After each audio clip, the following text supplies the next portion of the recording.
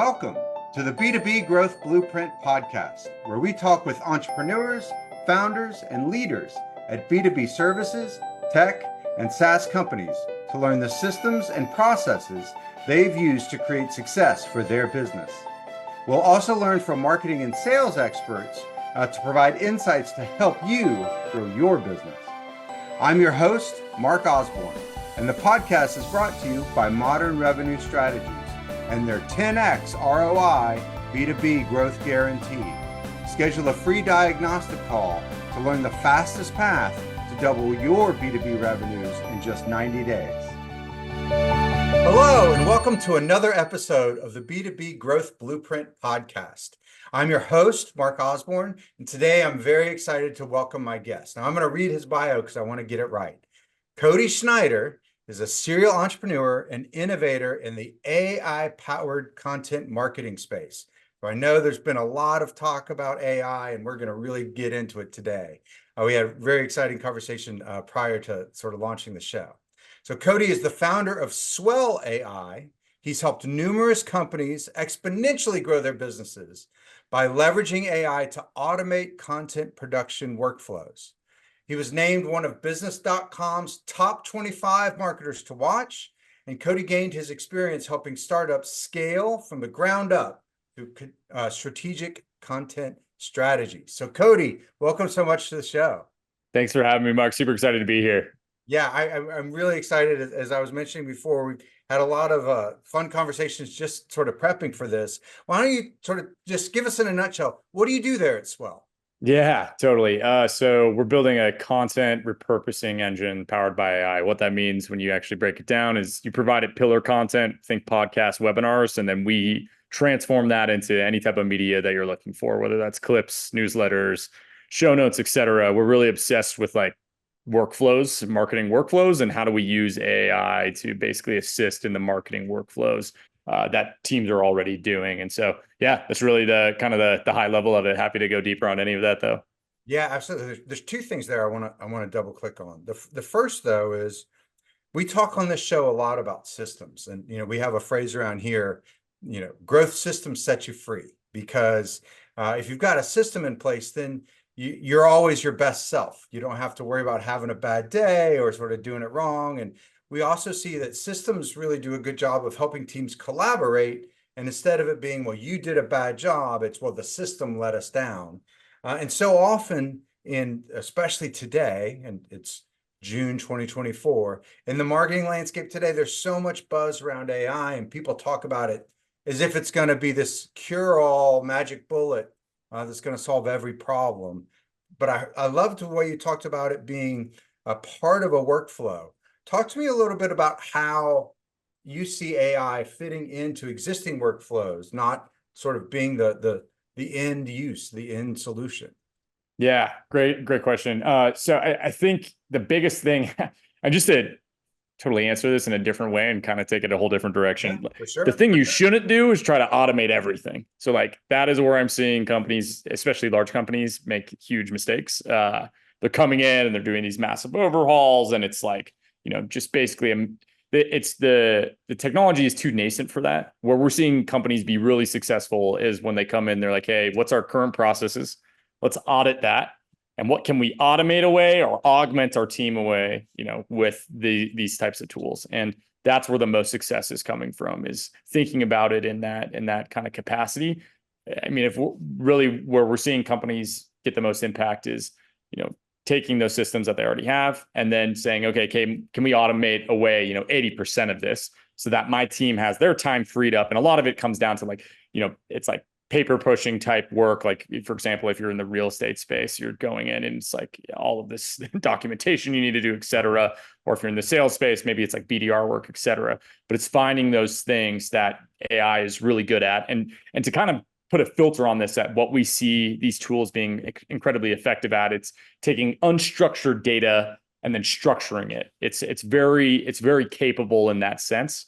And as long as you provide kind of like, here's the skeleton of the output that we're looking for, here's the source file that we're providing you, the source information that we're providing you, 9 times out of 10, you can, and yeah, honestly, at a higher level, probably almost 100% of the time, you can get it to create that output that you're trying to do. And I think the larger thing here with all this is like, I'm trying to just convince founders and CEO and really anybody using these tools to think about this as, hey, we're not trying to, like, I don't want to ever chat with AI again, right? Like, my goal is to make a template, like an output, that I'm trying to get generated. And then as much as I can, basically allow for that output to be created and handled by the AI, right? And the analogy I use always is, hey, we're taking raw materials, oil, and we're turning that into gasoline and aggregate and plastics and petroleum, all these different types from the same source file. These templates, that's the end goal, right? That's what actually makes impact for the business, is getting that marketing content output and getting that out into the public, into the real world. Yeah, you raise a couple good points there that I think is really important for our audience to think about, and I'd love your thoughts on this. Is that, there's so much sort of noise around AI that people aren't always sort of precise with what exactly they're suggesting that you do with it. And you talked about automation, and automation of a task, and that task is take a lot of unstructured data like the internet, or like these certain websites or these certain sources of data, and then turn that into structured information that I then can use some human powered thought on, to do something interesting. And like, that's so different than just rewrite this so that it sounds good, which Totally. is, a very different thing and a much more sophisticated use. And I think a lot of even some of the naysayers around AI right now are folks that are like, I can write an article better than AI. Well, maybe you can, but do you want to spend the 100 hours it takes to go get all those facts to assemble for the article, to then spend the time writing the article, versus assigning an AI agent to go do that sort of research process for you? How much faster, how much better, how many more good articles could you write if you started from there instead of starting from sort of just the blank page and all of that sort of research and unstructured data collection up front? Totally.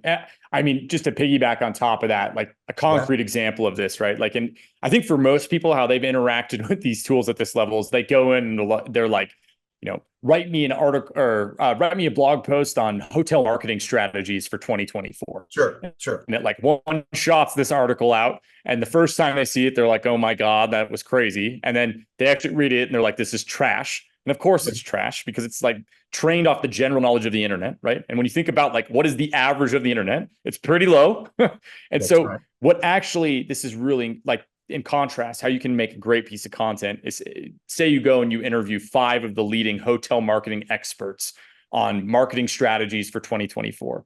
And you do 30-minute conversations with each of them, you turn them into transcripts, and then you put those transcripts in the context window. And then you say, hey, AI, okay, now write me a detailed blog post outline about hotel marketing strategies in 2024 based off of the transcripts that I provided you.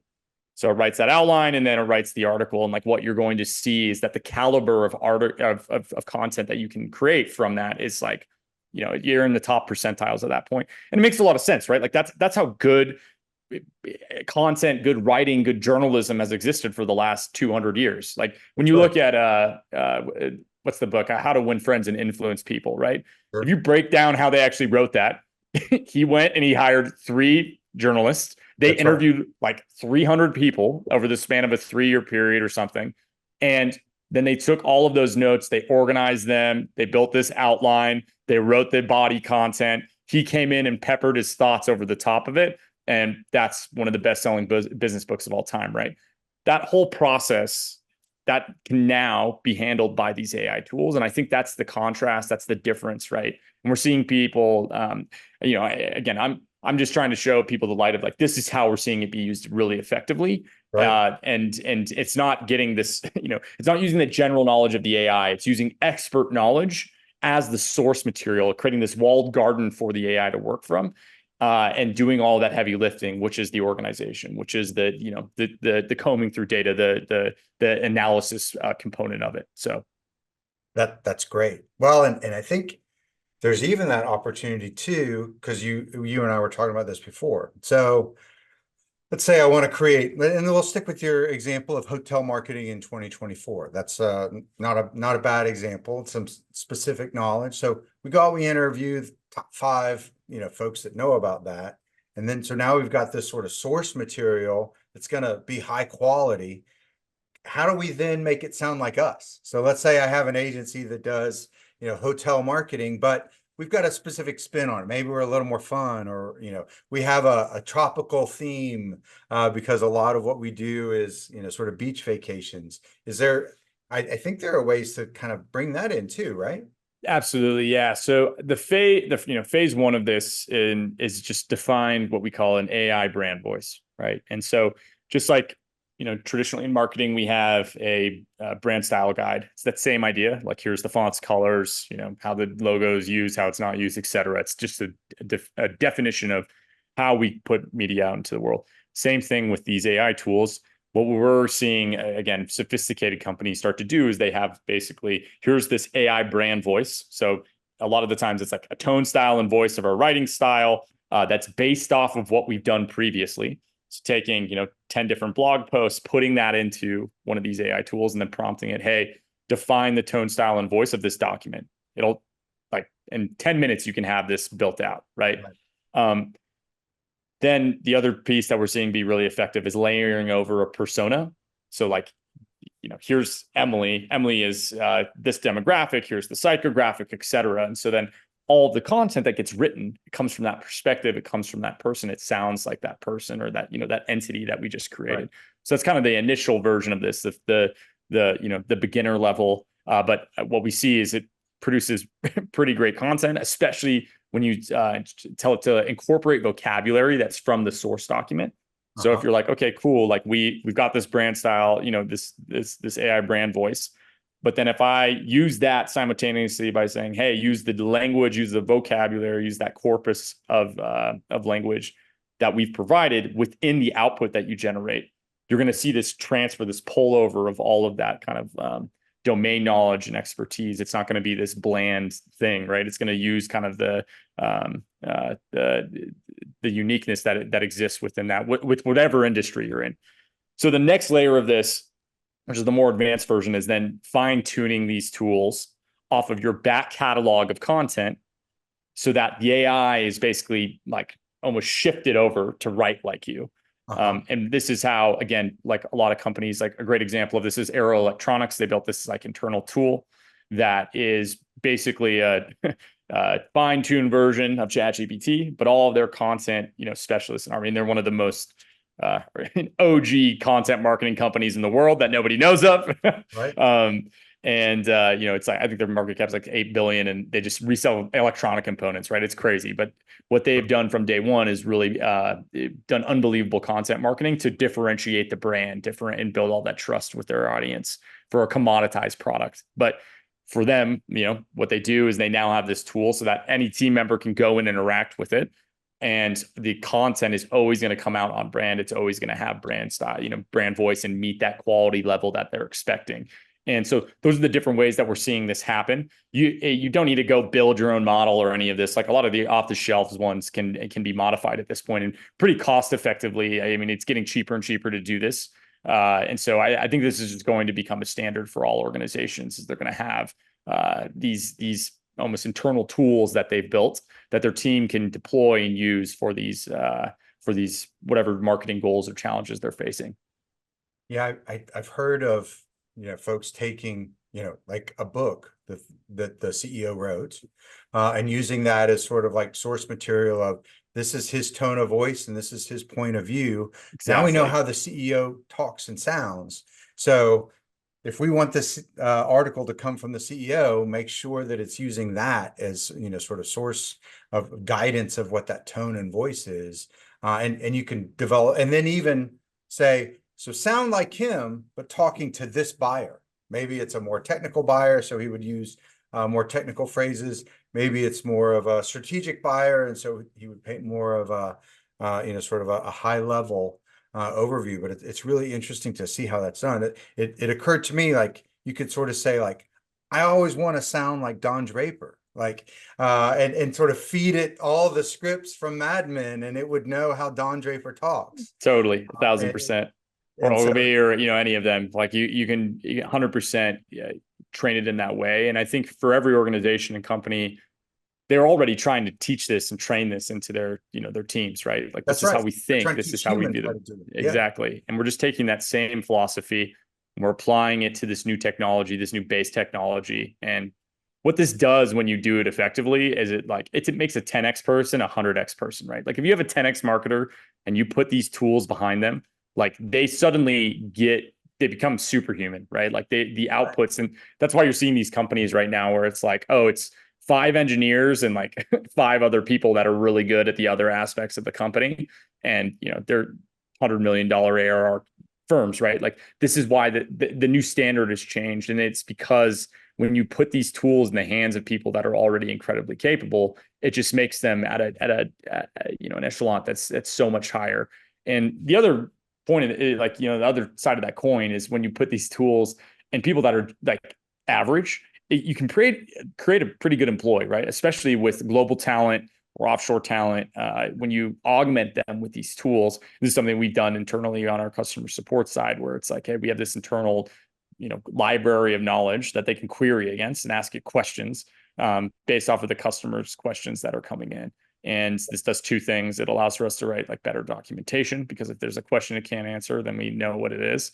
And then long term, what this turns into is the more definitive our internal docs are, we can then just train a chatbot on top of it. And everybody's seen this at this point with what's happening with, I think it's like Klarna and all of these, like, I think Afterpay was another one as well that did this, where they automated a lot of their customer service and 60% of their queries. Shopify is a great example as well. But they're seeing a majority of their queries or questions that are being asked can be answered by these chatbots based, Yep. as long as the documentation is written well. And then, the other things can be elevated up to these individuals. And Intercom is really leaning in on this. They're like kind of, I almost see a renaissance happening for them as a company.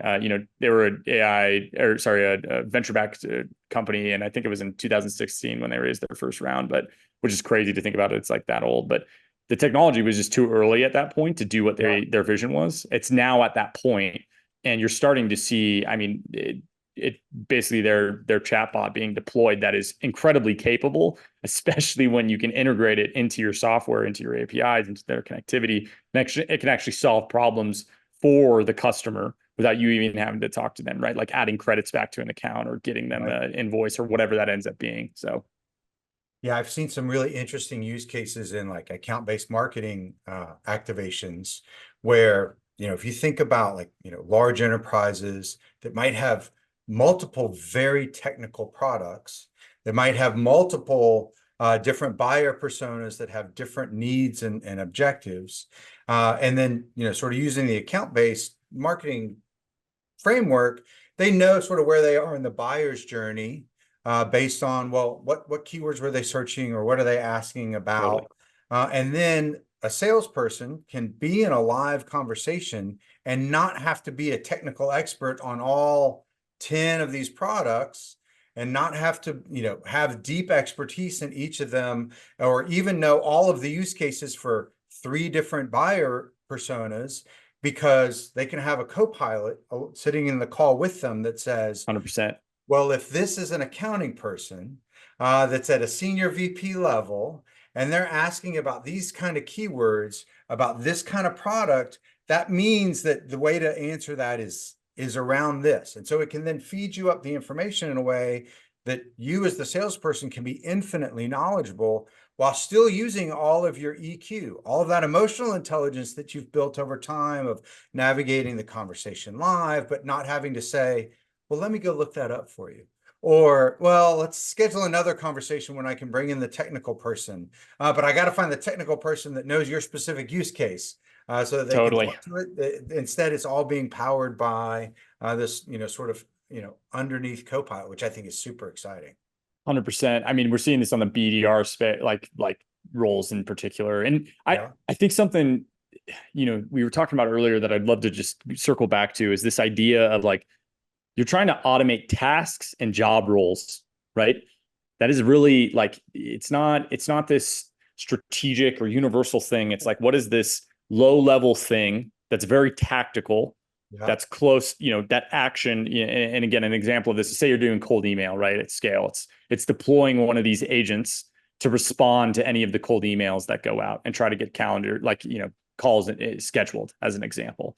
It's those types of jobs, or prospecting, and it's just scouring LinkedIn looking for ideal, like your ICP, and finding those individuals. And then it goes to Apollo and hits the API and pulls their Right. credential, and provides a spreadsheet for you. Like, here's your call list, boom. Like, now it's like, you just run through it. That's right. I say this though, and it's very interesting. We're seeing these tools make it incredibly easy to do that type of reach out. And the conversations that I'm having with salespeople especially when they're in these kind of like AE roles that are like, what I'm hearing is that really high touch activities that are like not AI enabled are performing super well, because there's so much of this kind of like spray and pray happening. Yeah. So we'll see what happens from a pushback standpoint. I'm very curious to see where that goes, where it's like, oh, you did a ton of research, right? Or maybe these AI tools assist with this, and like did really thoughtful reach out, and like, and maybe we see that perform better. But I have a friend who's in the cybersecurity space and sells basically like compliance software in that world. And I mean, he was telling me that he was like, 6 months ago, we were seeing kind of the spray and pray be incredibly effective. And he's like, in the last, 2 months ago, I saw that it wasn't working anymore.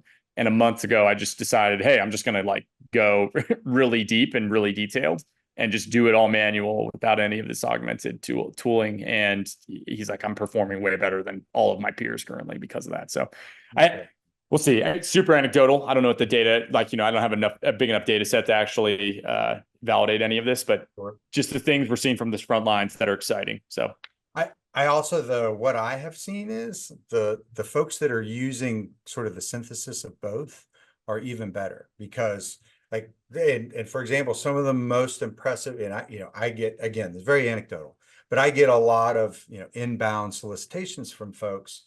They're almost always kind of spray and pray of, you're like this, and so you probably have this need, so have a meeting with us. It's the same formula. The ones that have caught my attention are the ones that have scoured everything I've ever written online and have found something that, hey, you talk about that you really like sport fishing, and you shared pictures of yourself, on your recent vacation to Mexico. If you'll take a call with us, I'll give you a gift card to a sport fishing store. That cuts through. That gets me an actual meeting with someone, which they couldn't have. I know that wasn't manually done, because that's an obscure fact about me. They would have had to have, used some AI to find it, but they trained an AI to find those things and then call them out. Super interesting stuff. But again, it's all in the application. It's all in how you build a system that you then layer in that technology. For sure. I know. I think the biggest thing is just like building repeatable processes, right? And like, that's traditionally, like, marketing is not that. I think that was the whole digital revolution. I think was that mind shift. Like, that was the larger occurrence. And so just for some background for people, why I came from the B2B world. I worked at this B2B agency that was focused on like helping, Fortune 500 manufacturing companies transition into digital, right? And we're talking to people that, like orgs that they're manufacturing like wood paneling, like think plywood, and like like shower bases and like very unsexy products. And it's like, spending millions a year on these industry publications, like physical magazines being sent out, right? And so where I think, how I'm thinking about all of this is how do we think about these long-term, it's almost a lifestyle choice in all reality. Like, it's like choosing, okay, I'm going to do marketing and I'm going to do content like for forever. And so only start things that you can kind of do indefinitely into the future. Right. And if you can't do it, it's not going to, especially in the B2B world, like the purchasing decision time horizons are often so long that you have to be able to do this for 12 plus months, a lot of it, depending on the world or the industry that you're in. And so anymore. I'm just using that as my filter. It's like if I before I even start a thing, like can we do this indefinitely? And can I get team members either to own it, or can we build out these AI tools to own it, whatever that ends up being? And then if the answer is no, like if this is only a one-time thing, then I'm not even trying to begin that. And I think that that's definitely a mind shift, because traditionally it's like I would go and I would run a campaign, right? And like a campaign had a start and it had an end. And like now it's not like that. Like a campaign is this ongoing, indefinite, kind of amorphous, evolving thing. And that's how we're seeing companies, especially B2B, be extremely effective. It's just when they are thinking about it in that form, rather than like, cool, like we're going to push this product. It's like, no, like we're going to do these activities that for forever continue to push our beliefs, our philosophy, to both like create demand and capture demand. So Yeah, that's right. Well, and also in the B2B space, it's just so nonlinear anymore. And that, companies are, you know, doubling back to research other potential substitutes or other potential options. And if there's an infinite number of paths that they could take, 100%. and you can't, as a human, manage infinite number of paths, but a Totally. machine can. And Totally. that's the thing, is when you, also, I think a lot of the people that are, sort of excelling this space are ones that worked in data and analytics, previously, before getting into sort of AI, because they know how to structure a question in a way that it can be answered with data, or they know how to structure a problem in the way that it can be answered with data. And that's what enables these AI assistance tools, automations to do it, is you have to sort of structure the situation in a way that it can Totally. be enhanced, which is sort of just a mindset that not everyone has, but certainly a lot more people did than they did, even 20 years ago. 100%. 100%. Yeah, I think, yeah, again, with all this, like what we're always trying to push for is just the obsession over this process component. And so with all this, I mean, we could go on for days, so I That's won't beat a right. dead horse. So Well, it's super interesting conversation. As you say, Cody, we got to be mindful of time. So tell us, so if someone's been listening to the show and they're like, wow, this is really interesting. And I need to do a better job of taking my, sort of pillar content, and turning that into lots of things. There's a lot of options out there. yeah. And there's, I see a thousand ads for stuff like this anytime I go on Instagram to check out my latest fishing pictures.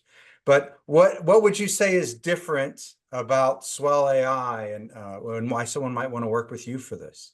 Yeah, just to frame this, like you were talking about the funnel and like how people make purchasing decisions, and I think that actually how we just define the funnel is really broken. Like that's people don't go in the top and come out the bottom. Like what actually happens is like you make digital gravity on the internet, right? And so like how do you make digital gravity? Like you build digital mass. And what is digital mass? Like that's content, right? Yeah, And so like the more content and digital mass that I have, more gravity I have in my niche, more gravity I have in my niche, the more influence I have. Like the more people I get in rotation, and at different points in their rotation, they're closer to touching down and making that purchasing decision than they are at other points. And so I think with that said, like that's really what we're focused on as well, is like, okay, how do we build this tool that like allows for companies to build this digital gravity? So in the B2B space, again, it's like, okay, we do a weekly podcast, a weekly webinar. Like, how do we turn that into 100 different pieces of content beside, from that source file, that source material? On the differentiation piece, like between us and competitors, I mean, one of the weirder things that happened is like we started this in October of 2022. It was like right before ChatGPT dropped. And uh-huh. so as soon as it hit, we were positioned really well to kind of ride this wave. But I saw so many like basically just clones of the software like come in, sign up, buy a domain, in a month and a half later, this thing was live, and it's easier than ever to do this. But what we're really focused on and like trying to think through is, what's that whole process that a person is doing currently, and then how much of that can we, basically automate away, or take over for them. And so an example of this, we just launched social scheduling within the application yesterday. So like now you Great. could upload a long form piece of content. It's going to identify viral moments, clips. It'll do, you can select portrait mode and auto cropping, and it will do active speaker identification to see who's like talking, Wow. with that clip that it automatically generated for you. captions lay over the top of it, and then I click one button, it schedules out to TikTok, Instagram Reels, and YouTube Shorts. And for a team, it's like, oh, and you're telling me in 20 minutes I can have my whole weeks of socials basically scheduled out. It's that's kind of the caliber or the level of that we're seeing this go to. I think with the other pieces that we're realizing is that like what people are wanting more and more is like content marketing powered by AI, like a platform that their whole team can sit on top of. And so we're starting to see the product like pulled in that direction, and really just, I mean, our wedge into this market was podcasting, and like that was just like the way that we got our foothold. But where we see this going and how I'm envisioning the future is like, I think that companies are at this place now where all the technology exists for them to be able to market themselves. Yeah. Like you just give it this back catalog of like, basically your content library. And you're like, my goals are this, like get more impressions on social, like make signups, make calendar events happen, get more organic traffic, whatever these marketing goals are, these North Star goals are. Like between connecting to like all the APIs between Google Analytics and Search Console and keyword research tools, and now these AI tools over the top of it, like we see this future where you're probably going to see these agents that specialize in like a single act. For example, they're a social media manager, or maybe they're just like a social media analyst. Like that is their job title. And this, when I say this is this AI powered entity that's doing this. But what it ends up being is like you just connect it to your Slack channel, and Taylor shows up, and like Taylor is this AI bot that basically gets to work on analyzing your social content and saying, oh, like we see that clips like this perform better. Like, let's go find more clips like that from our back catalog of content, and then go and schedule those out. And so what a social media manager used to do traditionally, or what an SEO specialist used to do traditionally, or, all of these roles, that's where we see all of this going. And like, that's what we're excited to build about, or, to build and create. But I think the biggest thing right now is just like, there's a stack of tools that people use in their content marketing workflow. There's millions of these out there. What we're trying to do is, with that source file, that source material, how far can we get it to that that actually impactful thing, which is like that media exists out in the wild and people get to interact with it, see it. How can we get it as far down that, that value chain, or, down that chain of events as possible, and build out all of these features that basically assist in that. So anyway, I don't know if that directly answers the question, but that's how we're very cool approaching stuff. it. Well, and obviously you've got a lot of passion, a lot of expertise here. So how do folks get in touch with you? If they So I'm active on Twitter and LinkedIn. Those are kind of the two places. You just go to swellai.com. You can reach out as well there. We're still like super small team. We're under 10 people. It's early stage. So you're going to like talk directly with the founders, and we try to share product on a weekly basis. So it's for us, that's kind of the things. But the one thing I'd love to leave with your audience too is like, with all this stuff, I think it's like your expert knowledge is going to become more important than ever before. And so starting to invest in that now is going to be the most critical thing to create differentiation. It's easier than ever to clone products, like both physical software and physical products. But the only thing that is going to create differentiation is basically how are you positioning the product through the media or this content, whatever this marketing is that you're doing. And so having unique knowledge or domain knowledge that nobody else has is what's in it really. I mean, you can see a company like a Gartner as an example, right? Like they have all this internal documentation, all these data sets that nobody else has access to, all these reports. I mean, imagine just a chatbot on top of that's like querying against it. Like you could basically almost automate like their consulting roles. And this is what will probably happen, right? So, but yeah, I think that just another thing that we're more a call to action of like thinking about, because over the next 5 years, like the cost to produce mid content, like average content, has gone zero, right? And so you're just going to see more and more of that everywhere. There's going to be no differentiation between all of this unless you have this expertise that nobody else has. And so anyway, just last thing I'd love to throw out there for people. So yeah, absolutely. I mean, great thoughts, and super awesome conversation, Cody. Thank you so much for joining us today. Mark, thank you for having me. It's been awesome. I appreciate your time. Yeah, awesome. Talk to you soon. Thank you for joining this episode of the B2B Growth Blueprint podcast. We hope you've gained insights to grow your business. If you enjoyed this discussion, please rate, comment, like on your favorite platform, and share to others who will find it useful. Do you know a CEO, founder, or leader at an early stage B2B services, tech, or SaaS company who would like to be a guest and share their story? Send us a note. Let's schedule a conversation.